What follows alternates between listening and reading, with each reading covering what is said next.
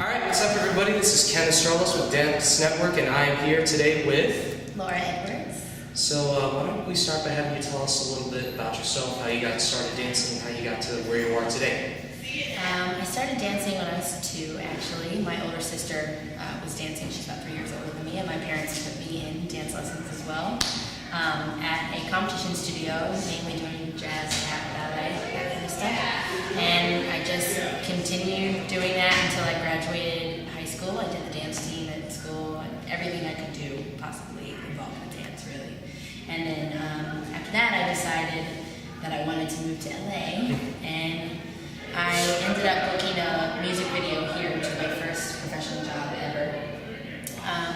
And then I got lucky, and they were actually having auditions here for the first Step Up movie, which never happens around here, so it kind of was like a lucky thing that happened right before I was going to move. So I ended up getting that and filmed that movie before moving to LA in 2006. So can you tell me a little bit about your experience in Boston, your impressions of the community and the competition? I actually really enjoyed myself. Sometimes I don't like judging that much because it's a bit stressful for me, because I take it really seriously as far as trying to be fair to everyone and really paying attention and remembering what I gave this group and what I gave that group. But I can say that I thoroughly enjoyed the whole night all together. There were so many different types of routines everybody came up with, and there were a lot of different vibes from different groups too. There was a few all-female groups, there was an all-male group, and then Capital Funk from this area, from DC, Maryland, Virginia, who I haven't seen perform maybe ever, or maybe once in my life. I mean, came out and just blew my mind. So I really was impressed by the whole community in the Northeast, and thought everybody was really kind to each other and supportive. So it was nice to see everyone kind of loosened up towards the end of the night too and got more into it. So it was a really nice time. Going back to the competition aspect, what were you as a judge looking for in a team? What are some of the distinguishing qualities of dancers and choreographers today that you noticed that catch your eye? I really look for what makes me feel something. If I'm just watching a bunch of steps and I feel like it's just a lot of moves put together and there's no feeling behind it, or it doesn't catch my attention so much that I can't look away almost, then I don't feel moved by it necessarily. I'll never forget Shonique Sneed, who's a big inspiration of mine. She teaches at Monsters of Hip Hop and a few other places, and she said once, like, if I look away to my phone to text or tweet or do anything while you're performing, then you're not keeping my attention. You're not doing what your job is as a dancer or a performer. So, but I didn't feel that way, honestly, at all that night, and I wouldn't do that while I'm judging.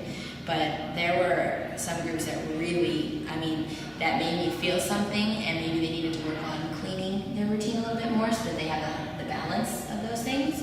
But I would rather see that than just a bunch of clean dancing with no feeling.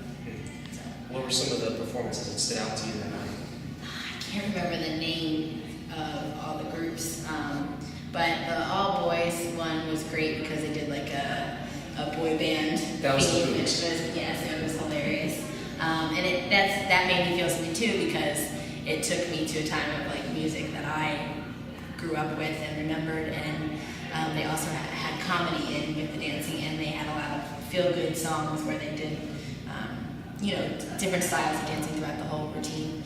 Finally, do you have any thank yous or shout outs to anyone who might be watching this? I have to thank my studio that I grew up at, which was TJ's in Waldorf, Maryland, and all my teachers since I was 2, and all the people I danced with, and then definitely Andy and Becky Funk that run Monsters of Hip Hop. They basically, have pushed me to follow what I should be doing, and I try to hold myself back sometimes as far as teaching on Monsters.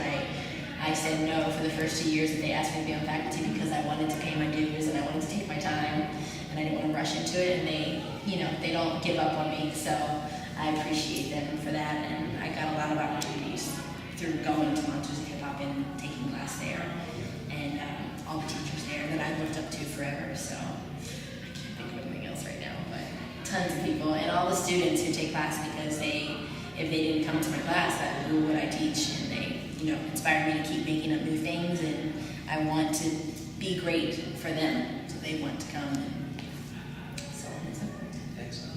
Well, thank you very much. Before we go, could we get a shout out of We Love Dance Network on 3? Yes. All right. 1, 2, 3. We Love Dance Network.